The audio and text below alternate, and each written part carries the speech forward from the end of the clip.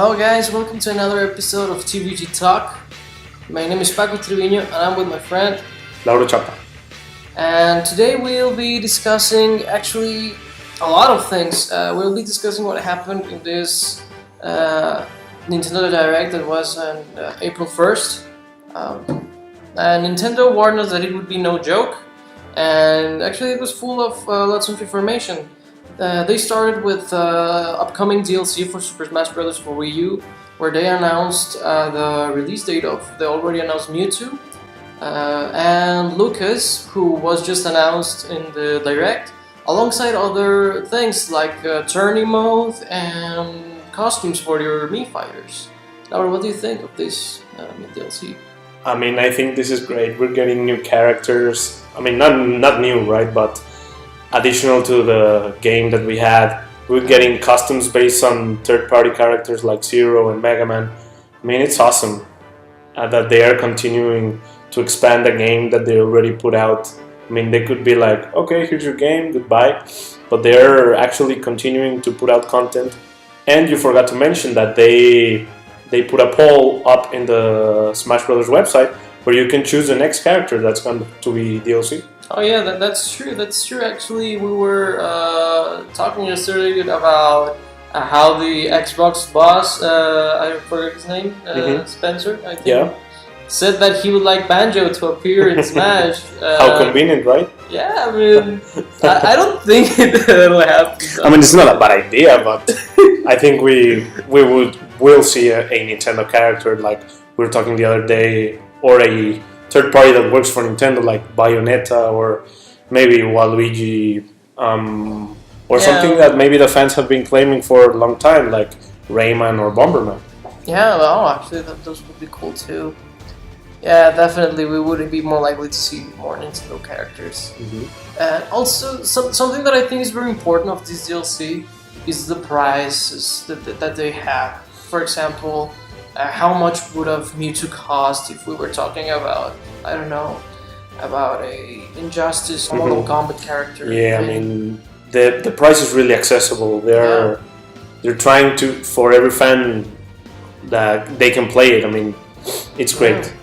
Yeah, and actually something that I noticed that was very interesting for me was that they didn't do a single costume pack for Mii's. I mean, I think that they will have some, but for example, there's a lot of Legend of Zelda stuff coming up, like for Link costume and a Majora's Mask. Oh, right. But those are like, you can buy just the mask if you want, or just the Link costume. Like you're not forced to buy all the costumes. I mean, that's great, because you're saying like, oh, I only want that item, but you have to buy the whole thing. No, you can just buy the things you want.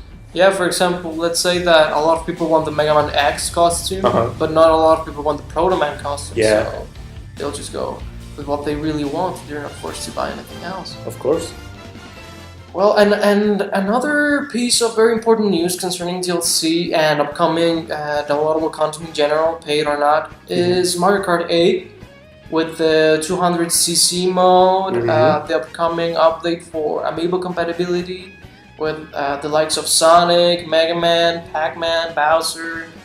You know, that game, I think that has easily the most complete and most amount and the best prices of DLC that we've seen yet from Nintendo. Yeah, I mean, the 200cc is actually free. And, that's free. And that's, I mean, not only the DLC courses get the 200cc, but all the game. I mean, that's a lot of content and it's free. That's a lot of content. Yeah. And the new courses look great. I mean, I do not care too much for the new Animal Crossing characters, but I know there are lots of fans of that series that they would love that character. So, I mean, they're continuing to watch. Yeah, and maybe their characters are just like fan service, but the track itself, where the Animal Crossing track, has a lot of detail. It has like I think it has morning, night, and I don't know if it evening, and each one is a different season. Like in the games, you would play in the season you're in the real world, but I think they say that in Mario Kart you would get a different season every time, not just the season you're in. Yeah, I mean, it would be a real pain to have to wait a whole year to have the whole Animal Crossing experience in Mario Kart. But yeah, I actually really like that, and they didn't straight up said it, but they teased that this is definitely not the end for Mario Kart 8 DLC. And that's great because they released nearly half the game in DLC, so that's incredible. The game for what, a third the price? Yeah. I mean, that's a great deal, right? That to me it's amazing that they're, like we were saying in Smash Brothers, they're continuing to add up content. They're not letting the games die, and it's really a great platform to add more playability to the game without having to release a new game like each year, like it happened with Call of Duty, Assassin's Creed, in which they milked out the franchise and people like started kind of hating it. Yeah, people get tired very easily of the early releases. Yep.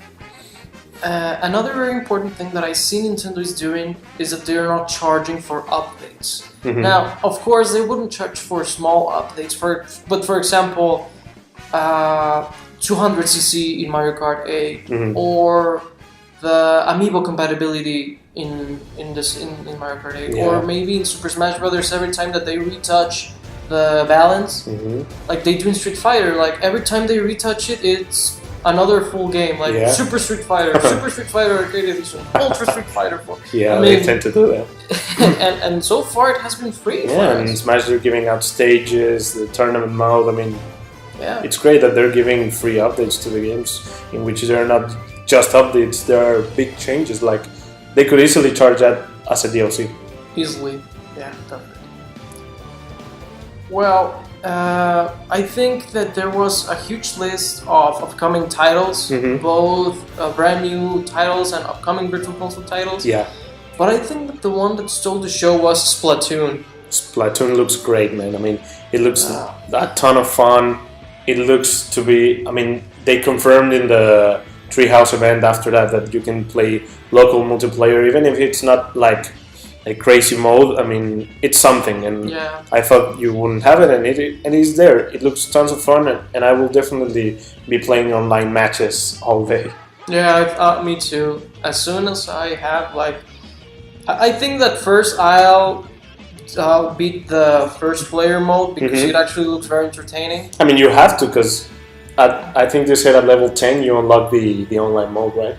Yeah, but I think that for what they said, it's really easy to get to level 10. Oh, okay.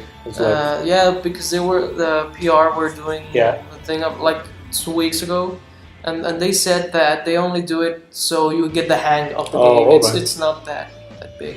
Yeah. But I think that a lot of costumes and things for your Squidling are exclusive. You can get them exclusively with the single player mode. Yeah. And actually, like you were saying, something that really worried a lot of people was that there was no local multiplayer. So far, what we've seen now with this Direct is that you can at least have 2-player mode. And that's already better than nothing. Yeah, that's cool. And something pretty cool and kind of divisive amongst fans was the Amiibo 3-pack. Yeah. Why? Because, well, actually, everyone was expecting Splatoon Amiibo. Yeah. I mean, I saw it coming. A lot of people saw it coming on the internet. You saw it coming. So this is not something that we were not expecting. But at the same time, I was not expecting them to do a 3-pack. Yeah, me neither. Yeah, especially because it's an exclusive 3-pack. You cannot get any of those 3 amiibos without that. Can't you add the boy Inkling and the girl Inkling separately? I think no. I mean, they didn't mention it, and even if those were available on their own, I don't think that they would make available on his own the other one, the Squid form. Yeah, the Squid. No, I mean, I think it's great. I mean, it's a form so that people that only want one have to buy the 3. So yeah, I mean, it's cool. I mean, and the in-game function of the amiibos are like you get extra missions, and from the missions you get extra gear. I mean, I think that's fun and that's different. Yeah, that's pretty cool. I actually really like what they did. I actually was wondering, like, what could they do? Like, maybe give a Mario hat to your character or whatever. Yeah. But no, they actually went the extra mile and gave it an extra amount of content. I really like that. Yeah. Do you think they'll do what they did with Mario Party 10 Mario? Where they released him first in a bundle with Mario Party 10, and then now they're gonna release him on his own like the rest of the way? I mean, I think that's a good idea because some people don't even want the amiibos, and that could be a way of selling it to them. So yeah, I think they'll do that. Actually, Splatoon was the biggest title, but there was a huge list of titles that they talked about. They finally gave a release date for Yoshi's Woolly World that I know a lot of people were expecting this. I mean, I know that I wanted to play this game like 2 years ago. I mean, the game looks a lot of fun, and yeah, I don't know why they've been taking so long, but I mean, the game looks very good. It's really cute art and everything, and it's amiibo support. Actually, I really like it. Yeah, I really like some amiibo designs for the Yoshi. Oh yeah, but the in-game support, like you have another Yoshi, and like you control both, and yeah, like a mirror Yoshi. Yeah, what you're doing. Yeah, it really changes the dynamics of the game. Yeah, I actually really liked it, and it's actually something that I want to see more amiibo do. Yeah. Like like what they do in Smash, like they're sort of their own AI, but they're also something that you can sort of play with. Yeah, that's right. I really like when amiibo do that. Yeah. It gives a toy to life experience forward. Of course. Something that I find very interesting is the release date. Because last year they announced that it would be coming this February, then nothing came out, and now they're saying that it's in what was it, June, I think? June, June, yeah. So I think, my theory is that it was ready like a long time ago, maybe a little bit after E3, but they just couldn't get a release date for the game. I think that was the problem. Maybe they couldn't fit it in their calendar they had. Yeah. They didn't want to saturate the market. Yeah, that's probably it. Well, there was actually a huge array of other games that they were talking about. For example, we got the final trailer for Xenoblade Chronicles 3D. I actually liked it. I didn't think that it was such a great, big deal. Yeah, I mean, it was nothing different from what we've seen, but the game looks great. Yeah, it looks pretty good. By the way, do you think that we'll see any more new 3DS exclusive titles? I think we'll see a couple, but I mean, not that much that you'll say, I want this console, but yeah, just a couple. Yeah, me too. I think so. And even more so with the new add-on thing that they now that's right. For the Amiibo. That was like the big thing about new 3DS, and now with this add-on for the older systems, I see the interest in the audience kind of leaving that system. Yeah. Well, something very interesting was a new 3DS title called Pokemon Rumble World. Now it's fairly similar to what we've seen from Pokemon Rumble series. Yeah. But this one sort of has the microtransaction philosophy from Pokemon Shuffle. Yeah. Well, how do you feel about that? I mean, I feel it's okay. As long as they do not put all their efforts into that, I don't see any problem with it. It can be fun at times, and you can lose some time in there. I think I won't be playing that much, but it looks kind of fun. Yeah. Yeah, it looks fun. It looks like sort of like a mindless fun, you know? Like, yeah, mindless fun. Yeah, that's about it. My only concern is that now all Pokemon spin-offs will be like that, you know? Like, I mean, when we were not getting a lot of good Pokemon spin-offs, I mean, as long as they don't lose the core games, like the handheld games, I'm fine with that. Yeah, you're probably right, actually. Well, actually, I find very interesting how Mario Maker is now being advertised, because we saw it last year, like, oh yeah, this is a fun little thing that we'll be releasing for the eShop. Yeah. And now it's the celebration of the 30th anniversary of Super Mario. Like, yeah, that's really weird. When I saw the 30th anniversary thing, I thought that they were releasing a new 3D Mario, like the follow-up to Mario Galaxy 2, and I was really excited. And when I saw Mario Maker, I was like, okay, I mean, this is the thing, but it is not to celebrate the 30th anniversary. I mean, I think they Yeah. should be doing something else. Yeah, I mean, it's like if you were celebrating Super Smash Brothers with a poster or Yeah. with something like that. I mean, That's not it. yeah, it's so weird. But at the same time, I can kind of see it as a companion of something else. Like, say, Maybe. we get our major Super Mario title, and we get that along like a little throwback for fans, you know, where you can experience older sort of flavors to the series. Yeah. But the main thing, like, you see 30th anniversary on the screen and then Mario Maker screenshots. Nah, It's kind of weird. it's very weird. Yeah.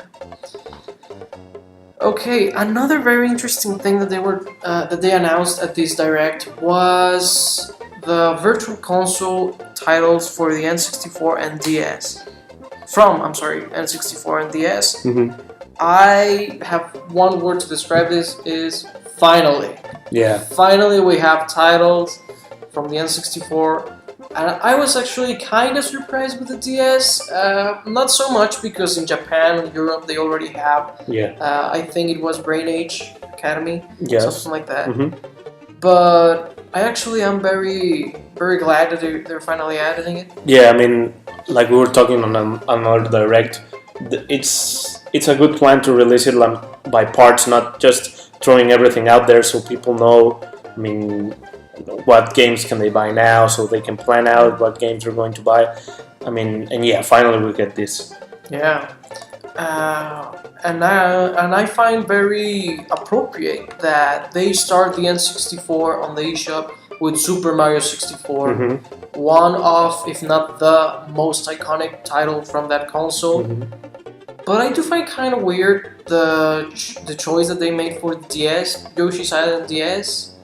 I mean, that's a cool game. Yeah, it's a cool game, but I mean, it's nothing that we don't really. It's nothing that really brings forth the Nintendo DS capabilities. I mean, it's kind of. I mean, you have your 3DS game, so I don't think that there's anything on the DS that would I don't know, surprise you or want to buy a game. Oh yeah, I know, but what I'm saying is that maybe they could have chosen another title, like maybe Mario Kart DS, like they did in Europe. Mhm. I think that game sort of showcases the polygons and the double screen feature a little bit that's better right. than Maybe a Legend of Zelda, yeah, maybe Phantom Hourglass or Spirit Tracks. Yeah. Yeah, those kind of games would have been a better choice. Mm-hmm. I would say Super Mario 64 DS would have been a better choice, but 2 times the same title. Yeah, that's not. Probably not the best way to start things off. Mm-hmm. Nintendo also showcased a lot of indie releases, including affordable space adventures. Now, the reason we're bringing this up is because finally Nintendo is giving their own space for indie developers. I think that a lot of people were really like, well, you can only experience Nintendo games on the console, but when it comes to third party, you're kind of lost.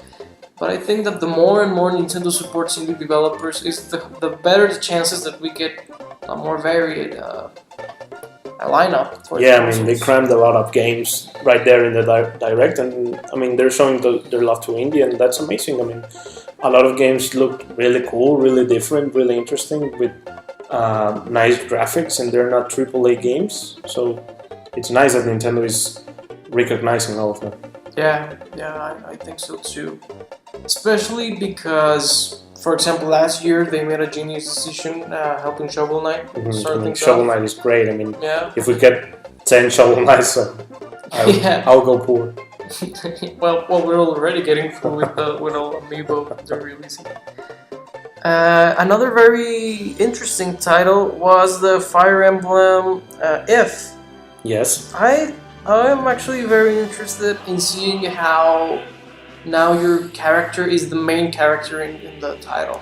I mean, I hope they do something like in the Awakening series where Robin was like a preset character. You just chose like his voice and his hair and his looks, but everything in the story was already given. You cannot change anything of that. I mean, I think we'll see something along those lines, and I think it doesn't affect that much to the storyline. Well, what they were mentioning is that you can actually choose about 3 paths. I think. Two paths. No, 3 because there's the 2 families, and you can join each sort of warrior class, and then there's the bad guys, something like that. Then it's actually supposed to work sort of as hard mode. Okay. If you choose to be one of them, it's the game gets harder. In Japan, they're actually releasing 4 different games, like they do in Pokemon, where you have your Omega and Alpha. In Japan, they're doing that with the Fire Emblem If. Oh yeah? Yep. I didn't know that. Oh, that's actually crazy. Do you think that they'll do that here in America? I don't know. A couple years ago, I would have said no, but now that Fire Emblem is a little bit more famous here in America and the Western audiences, I think that there's a small possibility there. What I find really weird is that they always use different characters. I mean, there's some characters that appear in 2 or 3 games, but I mean, they always get new ones, and that's weird. I mean, I think it would be better if they always use the same character so that they can grow on people.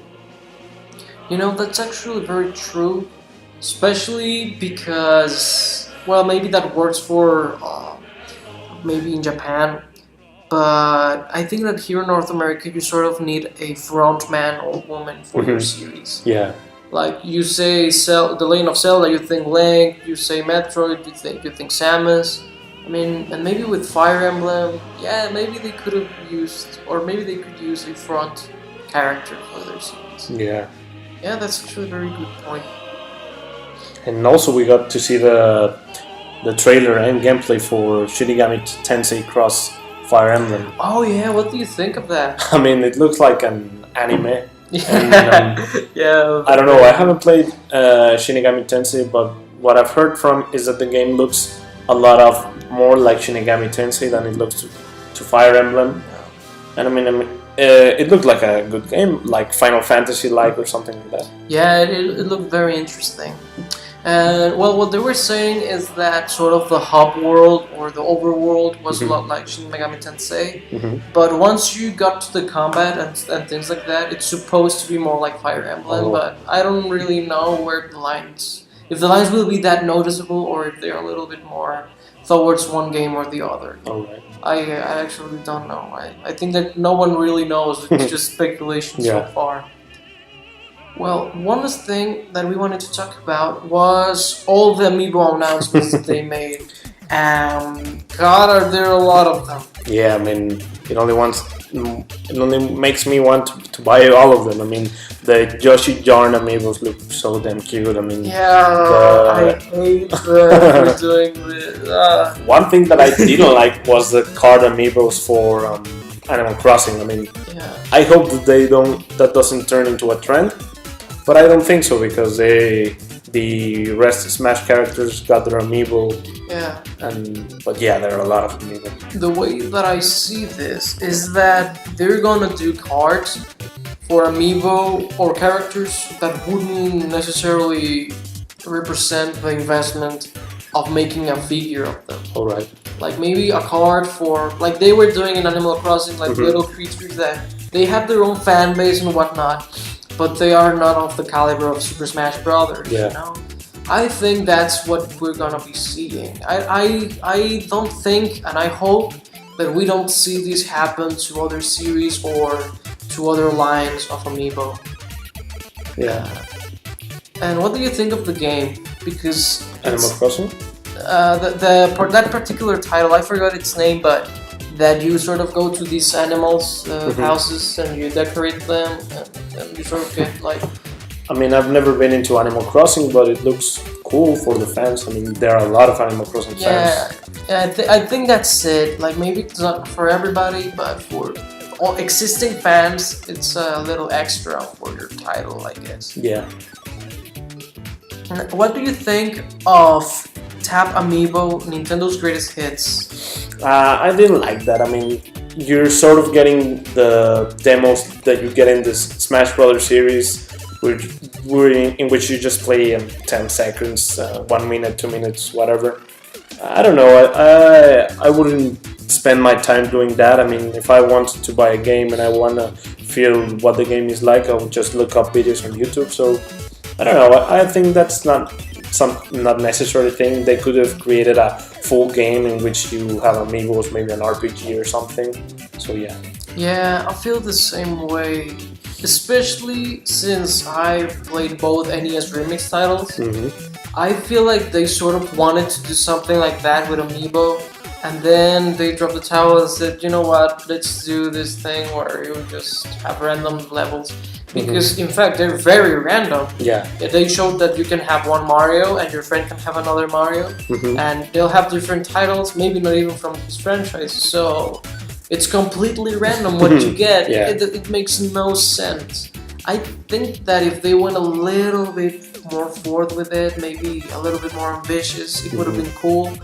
Yeah, maybe if you have like 5 amiibos, you get a full game. I mean, that would be cool. Yeah, actually, yeah, sort of like a little a puzzle or a little, how do you say this? Like you get the whole picture if you have like 4 amiibo, Yeah, you 4, unlock a game or something like that. Yeah, that would be cool. Yeah, especially because each amiibo is more expensive than full NES and Super Nintendo titles. Yeah, so I mean, it makes sense. Yeah, it would make more sense than what we're getting.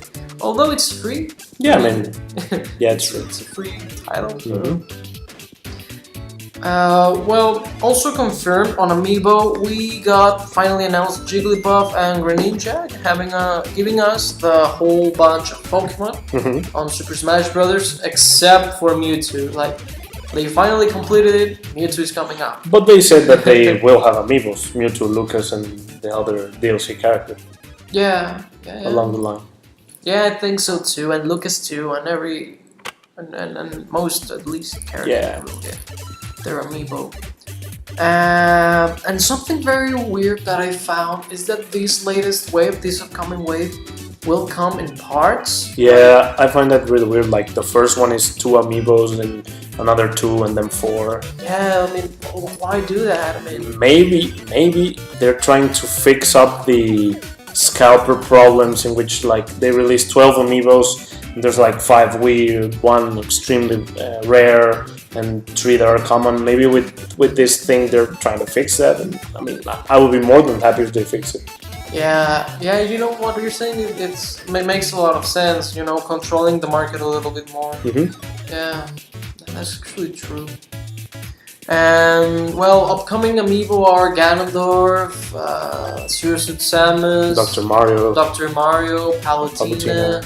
You know, we're getting into the less popular characters from each series. So, it's feeling like we're getting to the end of Super Smash Bros. Amiibo. And we are. Who's missing now? Mr. Game & Watch and I think Mr. Duck Hunt. I don't know if they're planning to release a Me Amiibos, but that's actually a very good question. We have not heard anything. I think that's it. Yeah, me too. I think we're getting to the end of this line. But we're getting. We saw with Splatoon and Yoshi's Woolly World and Mario Party that they're gonna be different amiibos. Yeah. I mean, this is not the end of the amiibo. Yeah, definitely no. No, this is just the beginning. I mean, yeah, this is the beginning of a very long-running series of figurines. And actually, now that you're mentioning it, do you think that we'll get more waves of, say, the Super Mario series or the Splatoon series? I mean, different ones. Not Mario Party, because I don't think that game's doing really good. So, and I think people don't care too much for amiibos in that game. But Splatoon, I mean, we'll have to see. Because I don't know, I have no idea of which other characters can they release amiibos for in Splatoon. So I think we won't see more amiibos from those games. Yeah, well, what I was thinking the other day is that if they treat the Mario Party series as sort of a Mario series and they keep reissuing them for every iteration of Mario and every iteration of Luigi and whatnot, I think that we might see it go for a lot of time, for many years even. But like you're saying, if it's a Mario Party 10 line, I think that it's past due its time. Yeah, I don't think that it will last too much longer. Yeah, well, I think that's all the time that we have for today. I think that we've covered everything that we wanted to talk about. Do you have anything else to add about the Direct, or? Just that I love Directs, and especially this one. They announced lots of big things, and I am excited for Nintendo's future again. I think Sony, Microsoft, and third-party companies should be doing this to get people hyped up, because Nintendo's doing it fantastic and everybody's happy about it. Yeah, I think that this is the future of announcements from video game companies. Yeah, I think that live presentations are a thing of the past now. Well, I think that's it for today. Thanks a lot for watching, you guys. Well, if you like this video, you can click the like button. If you'd like to tell us your opinion, tell us on the comment section below. If you want to have more news on video games, you can visit our blog, and that we'll leave a link in the description below, or in this very same video. My name was Paco Trevino, and I was with Laura Chapa. Thanks, guys. And see you guys next time. Bye, guys.